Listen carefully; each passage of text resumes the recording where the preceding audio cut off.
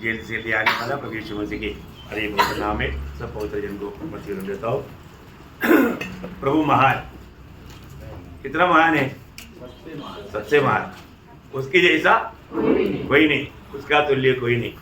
आज भी वो सच्चा जीवित प्रभु की आराधना करने के लिए प्रभु का पवित्र उपस्थिति में प्रभु ने हमको लेकर आया, उसके लिए प्रभु को बहुत धन्यवाद करता हूँ।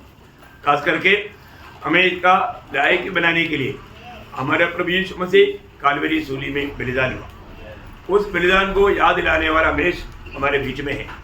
जब भी हम इस मेष के चारों तरफ जब आता है तो हम कितना भी प्रभु को स्तुति करें तो भी बहुत कम है, क्योंकि प्रभु का महान प्रेम हम लोग सूली में देखता है। आज इस मेष में जाने से पहले मैं आपको चार बातें बताना चाहता हूँ। नंबर 1, प्रभु यीशु मसीह जो मनुष्य बना। नंबर 2, हमारा प्रभु यीशु मसीह हमारे लिए क्रूस पर चढ़ाया गया या क्रूसित हुआ। नंबर 3, हमारा प्रभु यीशु मरने के बाद तीसरा दिन जी उठा। नंबर 4, प्रभु यीशु मसीह वापस आएगा। प्रियो, मसीह जीवन एक सामान्य जीवन नहीं, ये हमें जानना कितना जरूरी बात है। इस प्रभु ने हमें इतना बड़ा प्यार दिया, वो स्वर्गीय महिमा छोड़कर दुनिया में आया, है ना। सबसे बड़ी बात, सबसे पहला बात, मतलब वो हमारे लिए दुनिया में जन्म हुआ। कैसा व्यक्ति, क्यों जन्म हुआ, ये जानना कितनी बड़ी बात है। दूसरे कोरिन्थी उसके 8 अध्याय उसका 9 वचन पढ़ेंगे। दूसरे कोरिन्थी 8 अध्याय का 9 वचन। तुम हमारे प्रभु यीशु मसीह का अनुग्रह जानते हो, अनुग्रह जानते हो कि वह धनी होकर भी तुम्हारे लिए कंगाल बन गया। तुम्हारे लिए, वो बहुत आप अंडरलाइन करके समझना, तुम्हारे लिए है, मेरे लिए और आपके लिए यीशु मसीह क्या बना, कंगाल बना। और आगे, ताकि उसके कंगाल हो जाने से तुम धनी हो जाओ। हाँ प्रियो, ऐसा हमारे लिए कंगाल बना हुआ यीशु मसीह को आप जानता है। यीशु मसीह किसके लिए कंगाल हुआ, है ना। हमारे जीवन में ये बात को जानना कितना श्रेष्ठ बात है प्रियो, है। इतना महान परमेश्वर, है ना, स्वर्ग में रहने वाला, मतलब इतना महान परमेश्वर, अरबों दूतगण हमेशा आराधना करने वाला वो महान परमेश्वर हमारे लिए कंगाल बना। हमारे लिए, हमें धनी बनाने के लिए, हमें भी स्वर्ग का लायक बनाने के लिए उन्होंने हमारे लिए ये दुनिया में आकर के एक मनुष्य बनकर के जन्म लिया। बोलेगा तो आप सोचो प्रयोग, ये कितना भयंकर बात है, ये कितना गहरी बात है। वो स्वर्ग छोड़कर क्यों आया, है ना। पहला तिमोथी 1 अध्याय 15 वचन में प्रेरित पौलुस कहता है वो पापियों का उद्धार करने के लिए आया। किस लिए आया, इतनी अधिक पवित्र स्थान से उधर करके आने का लक्ष्य क्या था, पापियों को उद्धार करना। आप देखो प्रियो, परमेश्वर पाप से नफरत करने वाला परमेश्वर, वो कभी पाप देख ही नहीं सकता। ऐसा महान परमेश्वर पापियों को उद्धार करने के लिए उतर आया। आप देखो प्रियो, कैसा प्यार है। जगत में रहने वाला सब लोग पापी हो गया है, उनको बचाने के लिए वो स्वयं परमेश्वर उतर आया। बोलेगा तो क्या प्रियो ये एक साधारण बात है, नहीं नहीं नहीं, ये सामान्य लोग समझ भी नहीं सकता। ये समझने के लिए प्रभु का अनुग्रह चाहिए। प्रभु का अनुग्रह पाया हुआ लोग ही इस पर विश्वास करके ये छुटकारा अनुभव में ला सकता। बहुत बड़ी बात है। प्रभु यीशु पापियों के लिए जगत में आया है, ये दुनिया में पापियों को उद्धार करने के लिए। कोई भी आया करके जिंदगी में कभी एक बार भी सुना नहीं। पापियों को उद्धार करने के लिए ये दुनिया में कोई भी आया करके किसी चरित्र में, किसी धर्म शास्त्र में नहीं है। और तो बाइबल कहता है हमारा प्रभु यीशु मसीह दुनिया में पापियों का उद्धार करने के लिए आया। Praise Lord. प्रियो, ये दुनिया में रहने वाले सब लोग पापी है, इसलिए इसको गुड न्यूज़ बोलता, सुसमाचार बोलता, है ना। यीशु नाम का अर्थ तक जानना कितनी बड़ी बात है। प्रभु यीशु मसीह की जन्म के होने से पहले ही स्वर्ग से ये माना नाम दिया गया। मत्ती 1 अध्याय 21 वचन में वो पुत्र चलेगी और उसका नाम यीशु रखना, क्योंकि वह अपने लोगों का उनके पापों से उद्धार करेगा। प्रियो, वो अपने लोगों का उनका पापों से उद्धार करेगा। प्रियो, आज भी कितने ऐसे मसीह लोग हैं अपने आप को मसीह कहता है, परंतु उनका उद्धार नहीं हुआ, क्योंकि उन्होंने सत्य पर विश्वास नहीं किया। प्रभु यीशु मसीह ने जो किया हुआ कामों के बारे में कई बार सुना, पर वो सच्चाई को विश्वास करने के लिए उनसे नहीं हो पाया। बहुत बड़ी बात है प्रियो, हमारे जीवन में प्रभु ने जो किया हुआ काम प्रभु हमें प्रकट करके देगा, तभी हम उसको समझेंगे और विश्वास कर पाएंगे। तो बहुत बड़ी बात है। आपको मालूम है, कई बार कैलेंडरों में ऐसा कई फोटो में आपने देखा होगा कि मतलब यीशु मसीह नहीं हो, लेकिन एक चरवाहा एक मेमने को कंधे पर लिया हुआ है, देखा ना? वो कौन है? वो हमारे चित्र है। हम खो गया था, प्रभु ने हमें कंधे पर उड़ा करके लेकर चलता। इतना बड़ी बात है प्रियो, है ना? वो दृष्टांत तो प्रभु ने मतलब लूका का सुसमाचार में 15 अध्याय का 4 से 7 तक का वचन में दिया। परंतु मैं एक बात आपको बताना चाहता हूँ प्रियो, हालेलुया, वो खोया हुआ वो मेमना कौन था? हम लोग थे, हम एक जन थे। तो प्रभु के उस कंधे पर रहने वाला किसको दिखाता? मुझको और आपको दिखाता। हमें कंधे पर ले चलने वाला प्रभु, कितना बड़ी बात है प्रियो। वो कौन है? सारा सृष्टि का सृजनहार, हर एक सृष्टि को अपने वजन की सामर्थ्य में संभालने वाला प्रभु हमें अपनी कंधों पर लेता। कितना बड़ी बात है प्रियो, कितना अनोखा बात है ना? मैं आपको बताना चाहता हूँ, ये दुनिया में कोई ऐसा कुछ भयंकर बीमारी अवस्था में पड़ गया समझो, है ना? कोई व्यक्ति को कैंसर हो गया, कैंसर आजकल का डेंजर बीमारी है, तो वो गरीब है, उसको बचाने के लिए डॉक्टर बोलता है अगर मतलब ऑपरेशन हो सकता है, परंतु आपको कम से कम 50 लाख रुपया खर्चा होना पड़ेगा। और वो व्यक्ति को प्यार करके हो सकता है हम सब लोग मिलकर के कलेक्शन करके मतलब वो व्यक्ति की ऑपरेशन के लिए ये पैसा इकट्ठा करके ऑपरेशन करवा करके उनको कुछ दिन के लिए बचा सकता। पर जो प्रियो, पापी को हम कितना भी कलेक्शन करेगा तो नहीं बचा सकता। ये कलेक्शन से होने वाला बात नहीं, ये मनुष्य से होने वाला बात नहीं। प्रभु को ही उसका दाम देना पड़ा। कितना बड़ी बात है प्रियो, हमें मिला हुआ छुटकारे को कितने लोग समझता है। आज भी बहुत लोगों ने प्रभु ने जो हमारे लिए किया हुआ उन बातों के बारे में अनजाने, है ना? मैं एक बात आपको बताना चाहता हूँ, पुनरुत्थान के दिन बोलेगा तो मैं तो नाचता हूँ, मैं इधर भी आया तो नाच रहा था, है ना? क्या है मैं आपको बताता ना प्रियो, हम लोग उद्धार पाए हुए लोग हैं। उद्धार पाए हुए लोगों का हमेशा जिंदगी हमेशा स्वर्गीय बातों में रहे, क्योंकि हमारे लिए इधर एक स्थायी नगर नहीं, हमारा मन यहाँ पर नहीं लगता, हम स्वर्गीय बातों पर उसकी खोज में है।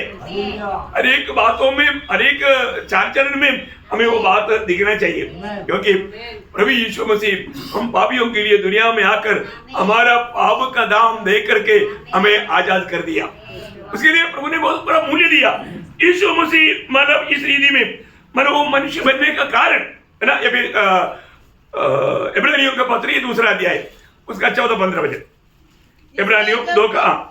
इसलिए जबकि लड़के मांस और लहू के भागी है, तो वह आप भी उनके समान उनका सहभागी हो गया, उनकी समान उनकी सहभागी हो गया, ताकि मृत्यु के द्वारा उसे जिसे मृत्यु पर शक्ति मिली थी अर्थात शैतान को निकम्मा कर दे, और जितने मृत्यु के भय के मारे जीवन भर दासत्व में फंसे थे उन्हें छुड़ा ले। देखो प्रियो, मैं एक बात आपको बताना चाहता हूँ, दुनिया का नंबर 1 नास्तिक व्यक्ति भी मृत्यु की निकट आता है ना, वो लोग घबरा जाता है ना। वो लोग उस समय में प्रभु के बारे में सुनना भी चाहता, बहुत लोगों का जीवन में ऐसे हुआ है, परंतु जब आखिरी समय में उन्होंने प्रभु का वचन सुनना चाहा तो भी उनका चेहरे लोगों ने बोला पागल हो गया, इसके साथ इसको किसी को मिलने नहीं देना।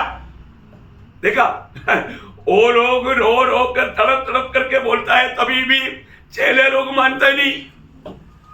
प्रियो, इंसान जो बोएगा वो काटेगा। बहुत बड़ी बात है, भयंकर बात है। इस जीवन में प्रभु को जानना मानना कितना धन्य बात है। आज लोग मृत्यु के डर में जीवन बिताता, और जो यीशु मसीह में विश्वास किया प्रभु ने उनका मृत्यु के डर से छुड़ा दिया। कितना अनुभव की बात है, कितना आनंद की बात है ना। उसके लिए प्रभु ने हमारे लिए बड़ा दाम चुकाया। प्रभु यीशु मसीह दुनिया में आने के समय में वचन कहता है, इब्रानियों उसका 10 अध्याय 5 हो जाए, इब्रानियों 10 का 5।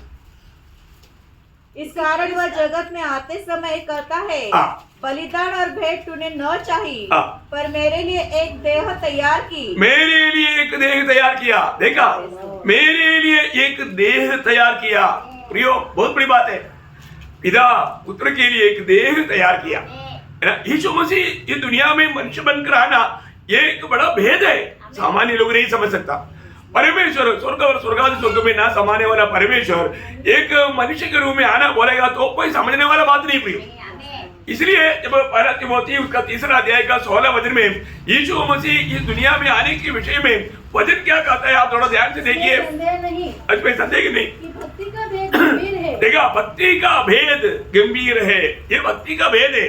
क्या है वो भक्ति? अर्थात वह जो शरीर में प्रकट हुआ, आत्मा में धर्मी ठहरा, स्वर्गदूतों को दिखाई दिया, अन्य जातियों में उसका प्रचार हुआ, जगत में उस पर विश्वास किया गया और महिमा में ऊपर उठाया गया। देखा, यीशु मसीह ये दुनिया में आकर के यीशु मसीह की जीवन की द्वारा होने वाला बातों के बारे में एक सुंदर वर्णन है ना।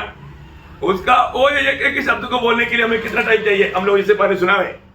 मैं आपको बताना चाहता हूँ प्रियो, हमारे लिए प्रभु यीशु मसीह ये दुनिया में आया, हमारे लिए वो बलिदान हुआ ना। उसका इब्रानियों उसका 10 अध्याय उसका 9-10 वचन फिर भी यह भी कहता है, देख मैं आ गया हूँ ताकि तेरी इच्छा पूरी करो, तेरी इच्छा पूरी करो। अतः वह पहले को उठा देता है ताकि दूसरे को नियुक्त करे। उसी इच्छा से हम यीशु मसीह के देह के एक ही बार बलिदान चढ़ाए जाने के द्वारा पवित्र किए गए। देखा, प्रभु यीशु मसीह पर विश्वास करने वाले लोग कितना धन्य लोग हैं। एक ही बार की प्रभु यीशु मसीह के बलिदान के द्वारा हमेशा के लिए हमें पवित्र किया गया। कितना उसका 14 वचन पढ़ना, क्योंकि उसने एक ही चढ़ावे के द्वारा उन्हें जो पवित्र किए जाते हैं सर्वदा के लिए सिद्ध कर दिया है।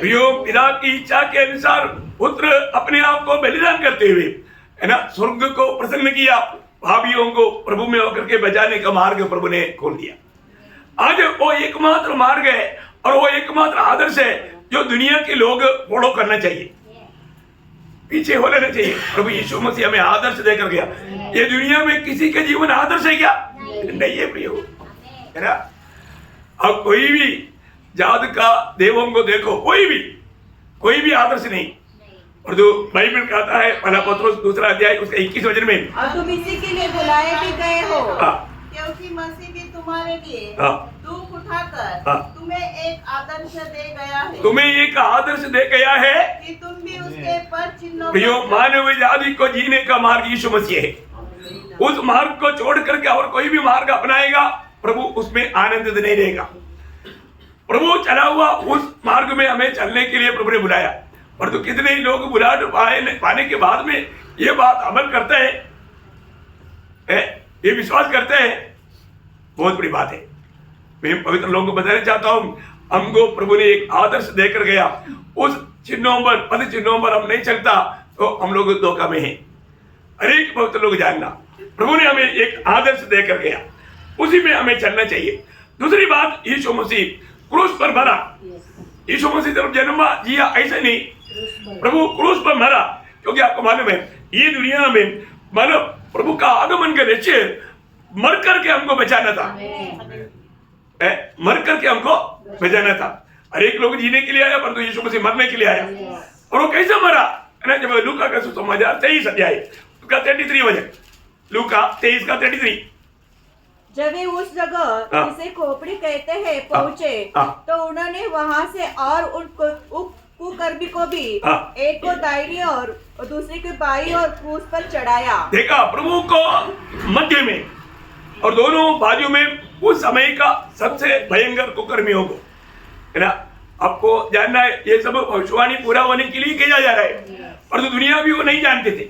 लोग सोचा हम ज्यादा से ज्यादा प्रभु का निंदा करेंगे, प्रभु को निंदा नहीं हो रहा था, ये सब भविष्यवाणी हम पूरा हो रहा था। आपको मालूम है भविष्यवाणियों में यीशु मसीह की इस क्रूसिफिकेशन के बारे में यशायाह नबी ने प्रभु यीशु मसीह के जन्म से 700 साल पहले क्रूसिफिकेशन का चित्र बना कर दिया, और तो उस बातों को विश्वास करने के लिए यहूदियों से नहीं हुआ।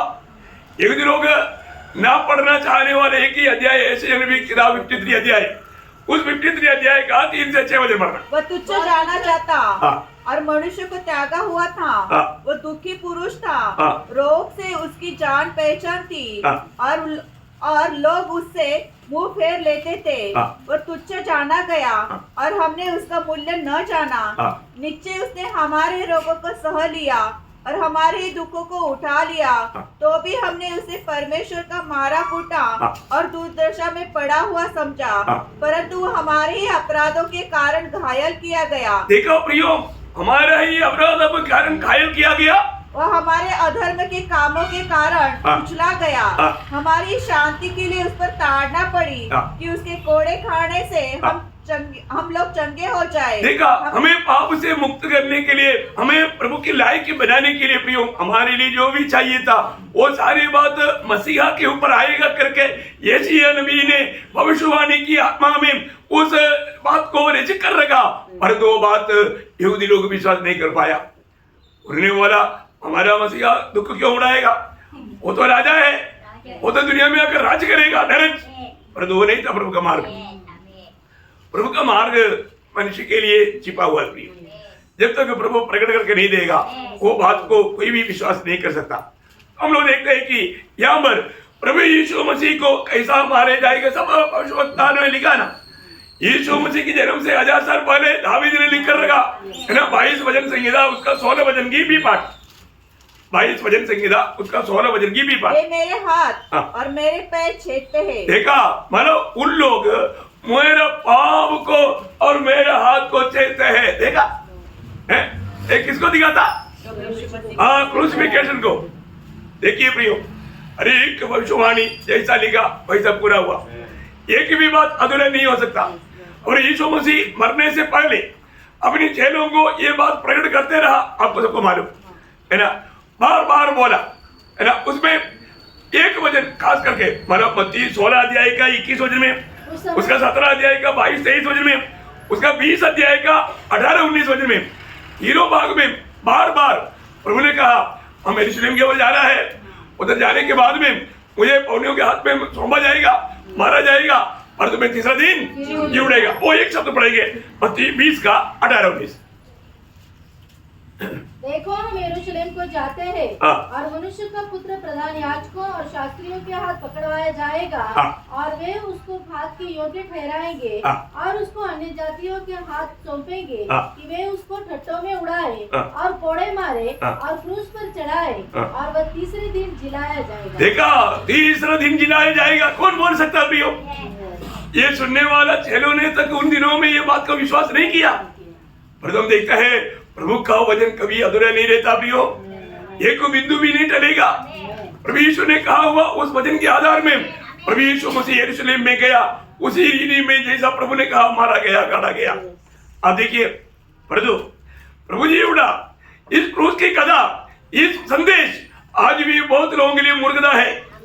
आप देखो, प्रभु ने इतना महान अद्भुत कार्य मानव जाति के लिए, उनकी छुटकारे के लिए किया, और आज भी ये वचन बहुतों के लिए ठोकर है ना।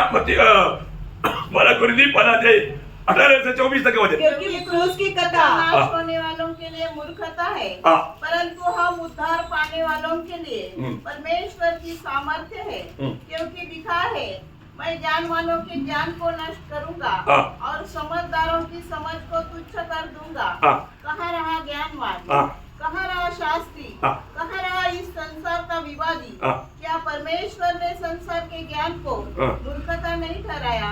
क्योंकि जब परमेश्वर के ज्ञान के अनुसार संसार ने ज्ञान से परमेश्वर को न जाना, तो परमेश्वर को यह अच्छा लगा कि इस प्रचार की मूर्खता के द्वारा विश्वास करने वालों को उद्धार दे। यहूदी तो चिन्ह चाहते हैं और यूनानी ज्ञान की खोज में है, परंतु हम तो क्रूस पर चढ़ाए हुए मसीह का प्रचार करते हैं, जो यहूदियों के लिए ठोकर का कारण और अन्य जातियों के लिए मूर्खता है।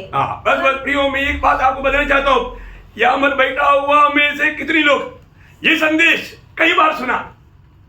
आज मैं आपको नम्र विनती करता हूँ, क्या आप विश्वास करोगे कि यीशु मसीह का मृत्यु मुझ पापी के लिए था? प्रियो, प्रभु का वचन में लिखा वो बात सत्य है। इधर ये सच्चाई विश्वास किया वो लोगों ने उधार पाया प्रभु के, वो ये सच्चा वचन को सुन करके उधार पाए वो लोग प्रभु का स्तुति करे। प्रियो, जो अभी तक विश्वास करके यीशु मसीह की सूली की मृत्यु मुझ पापी के लिए था, ये विश्वास करके उधार नहीं पाए वो लोग आज भी मुझे सुन रहे हैं, तो मैं आपसे नम्र विनती करता हूँ, क्या आप विश्वास करोगे? आप ये सच्चाई पर विश्वास करोगे या अभी भी विश्वास नहीं करोगे? कितना दुखदायी बात है। यहां पर बैठा हुआ जिन्होंने अभी तक उद्धार नहीं पाया, प्रियो प्रभु यीशु मसीह की सूली की मृत्यु मेरी पापों के लिए ता करके आप विश्वास करेंगे, प्रभु को दिल देंगे, इसी क्षण आप उद्धार पाएगा। परंतु आप इस सच्चे वचन पर विश्वास नहीं करोगे, आपको कभी भी पाप क्षमा नहीं मिलेगा, वो प्रभु का क्रोध का पात्र बनेगा। विश्वास करने वालों को बचाने के लिए अभी इस वक्त में प्रभु हमारे बीच में है। इसलिए यूहन्ना 8:36 में बोलता है, पुत्र तुझे स्वतंत्र करे तो सचमुच में स्वतंत्र हो जाएगा।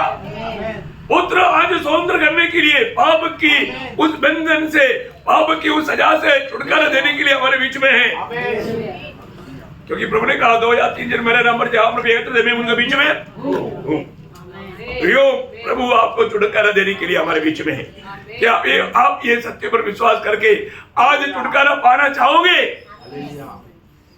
प्रभु आपको स्वतंत्र करना चाहता है, पर जो आप विश्वास करेगा तभी होगा, प्रभु जबरदस्ती नहीं करेगा। तो जिसको भी अभी तक प्रभु को विश्वास करके ग्रहण मन उद्धार नहीं पा सका, आपके लिए प्रभु ये अच्छा एक मौका आपके लिए प्रभु बना कर दे रहा है। आप सोचो प्रियो, चुनौती आपके हाथ में। तीसरी बात, प्रभु यीशु मसीह जी उड़ा। प्रभु यीशु मसीह ने खुद कहा, मरने से पहले मैं मरेगा, कैसा मरेगा, कौन मारेगा, मानो वो सब बात बताने के बाद प्रभु ने उनको बताया, मैं तीसरा दिन जी उड़ेगा। प्रियो, प्रभु का वचन के आधार में हमारे प्रभु यीशु मसीह जी उड़ा। वो तीसरा दिन जी उड़ा, दूसरा दिन जी नहीं उड़ा, 4वां दिन जी नहीं उड़ा, तीसरा दिन जी उड़ा। प्रभु का एक भी वचन कभी भी अधूरा नहीं रह सकता, है ना। जब मत्ती की सुसमाचार 28 अध्याय उसका 5 से 7 तक वचन, मात्यु 28:5-7। ने स्त्रियों से कहा, मत डरो, मैं जानता हूँ कि तुम यीशु को जो क्रूस पर चढ़ाया गया था ढूंढते हो, वह यहाँ नहीं है, परंतु अपने वचन के अनुसार जी उठा है। आओ यह स्थान देखो जहाँ प्रभु पड़ा था, और शीघ्र जाकर उसके चेलों से कहो कि वह मृतकों में से जी उठा है, और वह तुमसे पहले गलील को जाता है। देखिए, यहाँ पर स्वर्गदूत माने गवाही दे रहा है, स्वर्गदूत गवाही दे रहा है, यीशु मसीह जी उड़ा। यीशु मसीह को तुम लोग मृतकों के बीच में क्यों ढूंढते हो? हमारे यीशु मसीह जी उड़ा हुआ प्रभु है प्रियो, वो सच्चा जिंदा प्रभु है ना। इस कब्रिस्तान में बड़े बड़े संभव हुआ, उसमें एक संभव मैं जल्दी पढ़ाना चाहूंगा। यूहन्ना 20 अध्याय उसका 17 वचन, यूहन्ना 20 का 17। यीशु ने उससे कहा, मुझे मत छू, क्योंकि मैं अब तक पिता के पास ऊपर नहीं गया, परंतु मेरे भाइयों के पास जाकर उनसे कह दे कि मैं अपने पिता और तुम्हारे पिता और अपने परमेश्वर और तुम्हारे परमेश्वर के पास ऊपर जाता हूँ। देखिए, जी उड़ा हुआ प्रभु यीशु मसीह सबसे पहले किसको प्रकट हुआ? मरियम मगदलीनी को, है ना। मरियम मगदलीनी को प्रभु प्रकट हुआ। आपको मालूम है, यीशु मसीह जी उठने के बाद में चेलों को प्रकट हुआ। चेलों को प्रकट होने के टाइम पर एक तोमा चायन वहां पर नहीं था, तोमा चायन थोड़ा विजिटिंग के लिए गया था। जब आया तो बाकी 4 लोगों ने बोला, चायन मानो यीशु मसीह जी उड़ा है, यीशु मसीह जी उड़ा। अरे ये जी उड़ेगा करके बोला था ना, अब बोला था, लेकिन जी उड़ा मैं नहीं मानता। तोमा चायन बोलता है, जब तक है ना मैं जब तक वो मानो हाथों में जहाँ पर कील ठोका ना, मैं अंगुली नहीं डालेगा तो, जो पंचर हुआ उसमें मैं हाथ नहीं डालेगा तो मेरे को विश्वास नहीं आएगा। आप लोग अंधा है, मैं ऐसा नहीं। उसके लिए भी प्रभु आया, है ना। उसी 20 अध्याय का 24 से 29 तक। परंतु 12 में से एक अर्थात थोमा, जो दिदुमुलुस कहलाता है, जब यीशु आया तो उनके साथ न था। जब अन्य चेले उनसे कहने लगे, हमने प्रभु को देखा है, तब उसने उनसे कहा, जब तक मैं अपने हाथों में कीलों के छेद न देख लूं, और अपने हाथों में, जब तक मैं उसके हाथों में, तो अपना नहीं है ना, उसके हाथों में कीलों के छेद न देख लूं, और कीलों के छेद में अपनी उंगली न डाल लूं, और उनके पंजर में अपना हाथ न डाल लूं, तब तक मैं विश्वास नहीं करूंगा। 8 दिन के बाद उसके चेले फिर घर के भीतर थे, और थोमा उसके साथ था, और द्वार बंद थे। तब यीशु आया और उनके बीच में खड़े खड़े होकर कहा, तुम्हें शांति मिले। तब उसने थोमा से कहा, अपनी उंगली यहाँ लाकर मेरे हाथों को देख और अपना हाथ लाकर मेरे पंजर में डाल और अविश्वासी नहीं परंतु विश्वासी हो।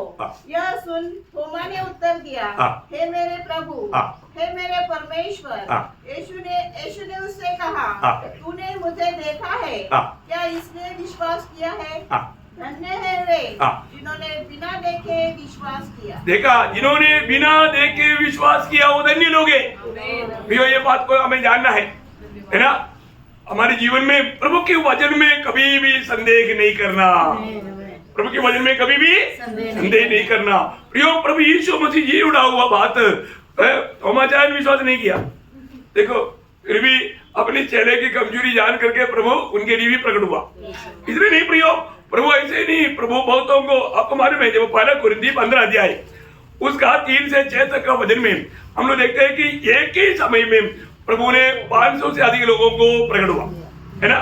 जल्दी पढ़िएगा। इस कारण मैंने सबसे पहले तुम्हें वही बात पहुंचा दी जो मुझे पहुंची थी कि पवित्र शास्त्र के वचन के अनुसार यीशु मसीह हमारे पापों के लिए मर गया और गाड़ा गया और पवित्र शास्त्र के अनुसार तीसरे दिन जी भी उठा। और यह कैफा को तब 12 को दिखाई दिया। फिर वह 500 से अधिक भाइयों को एक साथ दिखाई दिया, जिनमें से बहुत से अब तक जीवित है पर कुछ सो गए। देखा, कितने लोगों को प्रकट हुआ? 500 से अधिक लोगों को इकट्ठा एक ही बार में प्रकट होकर के प्रभु उनको प्रकट हुआ। प्रियो, इतना सब होने के बावजूद भी कोरिन्थ विश्वासी लोग इतना मकरा था, है ना? ऐसा मकरा लोग आज भी है। इतना सारे बात गवाही होने के बावजूद भी वो लोग बोलता है पुनरुत्थान यही नहीं, है ना? देखो ना, पुनरुत्थान यही नहीं। तो उनके लिए पौलुस लिखता है उसी 15 अध्याय उसका 12 से 18 वचन। इसलिए जबकि मसीह का यह प्रचार किया जाता है कि वह मरे हुओं में से जी उठा, तो तुम में से कितने कैसे कहते हैं कि मरे हुओं का पुनरुत्थान है ही नहीं? यदि मरे हुओं का पुनरुत्थान है ही नहीं तो मसीह भी नहीं जी उठा, और यदि मसीह नहीं जी उठा तो हमारा प्रचार करना भी व्यर्थ है और तुम्हारा विश्वास भी व्यर्थ है। वरन हम परमेश्वर के झूठे गवाह ठहरे, क्योंकि हमने परमेश्वर के विषय में यह गवाही दी कि उसने मसीह को जिला दिया, यद्यपि नहीं जिलाया। यदि मरे हुए नहीं जी उठते और यदि मुर्दे नहीं जी उठते तो मसीह भी नहीं जी उठा, और यदि मसीह नहीं जी उठा तो तुम्हारा विश्वास व्यर्थ है और तुम अब तक अपने पापों में फंसे हो। वरन जो मसीह में सो गए हैं वे भी नष्ट हुए। प्रियो, एक बात जानना, मसीह विश्वास का चाबी कुंजी जी उड़ा हुआ यीशु मसीह है। हम किसकी प्रचार करता? जी उड़ा हुआ प्रभु यीशु मसीह का। प्रियो, जी उड़ा हुआ प्रभु यीशु मसीह हमको एक बात दिखाता है, मरने के बाद एक जीवन है। मरने के बाद एक जीवन है। प्रियो, ये जी उड़ा हुआ यीशु मसीह पर विश्वास करने वाला इसलिए मरने के बाद का जीवन के बारे में सोचता है, उसकी तैयारी करता। दुनिया के लोग दुनिया के जीवन की तैयारी करता, और तो मसीह लोग मृत्यु के बाद का जीवन की तैयारियों में रहता। आप लोगों का अवस्था देखकर ऐसा लगता है कि नई बात सुन रहा है, कोई नई बात ऐसे क्या नहीं है ना प्रियो? प्रियो, मरने के बाद हमारे लिए कोई है क्या? है ना? दुनिया में और किसी के लिए कोई नहीं प्रियो। उन्होंने आशा किया हुआ मर गया, कब्र बंद है, और तो एक ही कब्र अभी भी कोना है, वो यीशु मसीह का कब्र है। वो ये बात बताता है, तुम मरने के बाद में भी मैं तेरे साथ है। तेरा मृत्यु होने के बाद में भी तुझे मुझे मिलेगा, मैं तुझे मिलेगा और तू मुझे मिलेगा। और मिला ना, मरने के बाद जी उड़ा हुआ यीशु मसीह चेलों को मिला ना। आखिर में पतमोस टापू में यूहन्ना को मिला ना। यीशु मसीह ने क्या गवाही दिया? प्रकाश वाक्य 18 वचन। मर गया था और अब देख मैं युगानुयुग जीविता हूँ और मृत्यु और अधोलोक की कुंजियां मेरे ही पास है। देखा, मैं युगानुयुग जीविता हूँ। भैया, एक बात जानना, मसीह जीवन एक साधारण जीवन नहीं, में मृत्यु के बाद का जीवन के बारे में सच्चा जानकारी पाकर ये दुनिया के लोग दुनिया पाप आकर के जाने के टाइम पर बहुत निराश के साथ जाता है। लोग उनको मालूम है कुछ भी मैंने मैन किया ये मेरे साथ नहीं आएगा। Praise the Lord। और तो प्रभु के लोग आनंद के साथ जाता है वही उन्होंने स्वर्ग में इकट्ठा किया है। यो हमारे जीवन में ये छोटा सा जीवन में आनंददा की तैयारी में रहना प्रिय है ना। ये सारे बात प्रभु का वचन में हमें अच्छी रीति में बता कर दिया। ये वचन को जानना मानना हमारे लिए बहुत बड़ा जरूरी बात है ना। दुनिया के लोगों को इसका बारे में समझ नहीं, हमें ये समझना जरूरी बात है प्रियो है ना। मरा हुआ लोग जी उड़ने वाला एक दिन आएगा। मरे हुए लोगों में जी उड़ने वाला में सबसे पहले यीशु मसीह है। अभी कौन जी उड़ने वाला? पहला कुरिन्थी 15:23 वचन। परंतु हर एक अपनी अपनी बारी से पहला फल मसीह मतलब जी उड़ने में पहला फल मसीह। फिर मसीह के आने पर कौन है? मसीह के आने पर उसका लोग मंडली है ना। मतलब पहला थिस्सलुनीकियों 4 का 16-17 वचन कहता है कि प्रभु आप ही स्वर्ग से उतरेगा, उस समय ललकार और प्रधान दूतों का शब्द सुनाई देगा और परमेश्वर की तुरही फूकी जाएगी और जो मसीह में मरे हैं वे पहले जी उठेंगे। तब हम जो जीवित और बचे रहेंगे उसके साथ बादलों पर उठा लिए जाएंगे कि हवा में प्रभु से मिले। देखिए हम बादलों में उठा लिए जाएंगे, हम लोग रूपांतर हो जाएंगे। कैसा रूपांतर हो जाएगा? फिलिपियों का पत्री उसका 3 अध्याय का 21 वचन। फिलिपियों 20 और 21 दोनों पढ़िएगा, 20 और 21। पर हमारा स्वदेश स्वर्ग पर है और हम एक उद्धार करता प्रभु यीशु मसीह के वहाँ से आने की बाट जो रहे वो अपनी शक्ति के उस प्रभाव के अनुसार इसके द्वारा सब वस्तु को अपने वश में कर सकता है। हमारे दीनहीन देह का रूप बदलकर अपनी महिमा की देह के अनुकूल बना देगा। ओ कितना बड़ी बात है प्रियो, अपनी महिमा की देह के अनुकूल हमें बनाएगा। हमें जो मिलने जा रहा है वो शरीर कैसा शरीर है प्रियो, और वो शरीर बदलने के लिए कितना टाइम लगेगा? उसी 15 अध्याय उसका 51 से 53 पढ़ना। देखो मैं तुमसे भेद की बात कहता हूँ। हम सब नहीं सोएंगे परंतु सब बदल जाएंगे और यह क्षण भर में पलक मारते ही अंतिम तुरही फूकते ही होगा, क्योंकि तुरही फूकी जाएगी और मुर्दे अविनाशी दशा में उठाए जाएंगे और हम बदल जाएंगे प्रियो, हम बदलने वाला शरीर के बारे में भी आपको मालूम है। वही 15 अध्याय का 35 से 44 तक का वचन में बहुत विस्तार से है। मैं समय में जाने के लिए अभी पढ़ने नहीं चाहूंगा। प्रियो हमें मिलने वाला शरीर कितना सुंदर शरीर है। वो शरीर के साथ हम बादलों में मिलकर प्रभु के साथ स्वर्ग जाएंगे और हमेशा प्रभु के साथ रहेंगे। कितनी बड़ी बात है। हमारा प्रभु यीशु मसीह ये दुनिया में आया है, ये तक दुनिया को ना समझने वाला बात है। और वो हमारे लिए मर गया, खत्म नहीं हुआ, वो जी उड़ा। कोई भी व्यक्ति कितना भी महान व्यक्ति के बारे में कहेगा तो आखिर में मर गया, वहां तक आकर के फुल स्टॉप है। और तो हमारा प्रभु यीशु मसीह मर गया, उसमें इतना में फुल स्टॉप नहीं, वो जी उड़ा, कभी भी फुल स्टॉप नहीं, जी उड़ा इतना में भी फुल स्टॉप नहीं, वापस आएगा। क्या होगा? वापस आएगा। जो कार्य पहले करके गया ना उसको अभी पूर्ण करने के लिए हमको लेने के लिए जाएगा।